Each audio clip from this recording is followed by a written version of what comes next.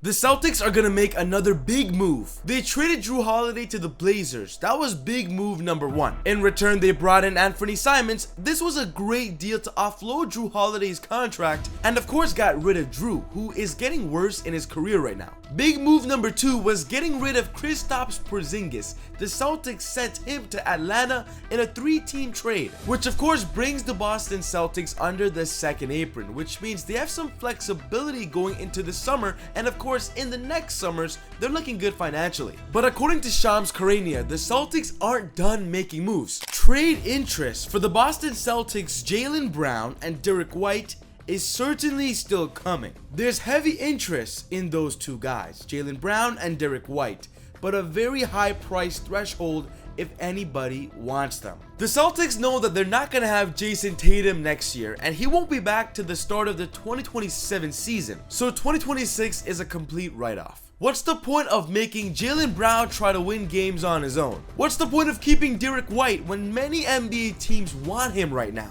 The Celtics are keeping all of their options available. Do you guys remember the Warriors in 2020? After losing in the finals in 2019 to the Raptors, Kevin Durant left the Warriors that summer, and then Stephen Curry got hurt, resulting in him only playing 5 games that year in 2020. The Warriors ended up being the worst in the NBA, being last in the West. They basically tanked that year. Remember, Klay Thompson tore his ACL in the finals in 2019, so Klay wasn't playing that year as well. So the Warriors as a franchise took 1 full year to recover, and then of course from that year, they've been competitive ever since. They even won the championship 2 years later in 2022. So I believe that's a similar scenario the Celtics are in right now. They might have to take next season, the 2026 season, as a tank year. And then of course wait for Tatum to return in 2027 to be competitive again. Of course, the preference is not to trade them. They're key cogs of a championship team.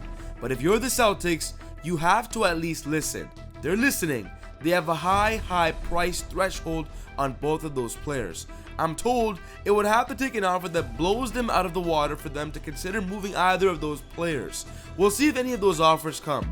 They've done their job so far this week. They're going to continue to get calls, and they're going to continue to monitor those calls. According to Brian Windhorst, the Utah Jazz specifically made an aggressive push in the last couple of days for Jaylen Brown. They probably offered John Collins, Colin Sexton, Jordan Clarkson, and Keontae George, and a bunch of picks for Jaylen Brown. But ultimately, the Jazz decided to move forward with the NBA draft and draft Ace Bailey at number 5, which of course was a shocker to all of us, but I think that was a pretty good move by Utah. A surprising, but a good one. So which team could Jaylen Brown get traded to that would benefit him, the Celtics, and the team trading for him? The Spurs want to make a big splash this offseason by trading for a superstar forward, and that's where Jaylen Brown comes in. They failed on getting Kevin Durant, who's now on the Rockets. They drafted Dylan Harper with the 2nd overall pick, which means they have too many guards on their team now.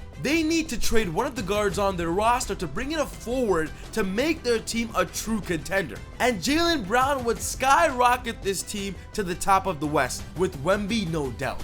Stephon Castle, Devin Vassell, Harrison Barnes, and a 2027 first round pick in exchange for Jaylen Brown. Jeremy Sohan would have to be in that deal from the Spurs as well to land Jaylen. The Boston Celtics would save a lot of money from this deal and get a lot of young players too. Devin Vassell would come in immediately as an offensive threat for the Celtics. Jeremy Sohan would bring that defensive entity for the team. We know all about Harrison Barnes' leadership, but Stephon Castle would be the ideal target for the Celtics here. He just won the Rookie of the Year award and has so much potential in the league. But because the Spurs drafted Dylan Harper, the Spurs want to go Dylan Harper's route now. But a Jaylen Brown trade that would break the NBA and create the newest super team is if the Rockets trade for Jaylen Brown after just trading for Kevin Durant. The Rockets seem to be going full throttle for a championship in 2026, and with Jaylen Brown, they might just confirm that chip right away. The Rockets can offer Jabari Smith Jr., Cam Whitmore, their 2027 first round pick,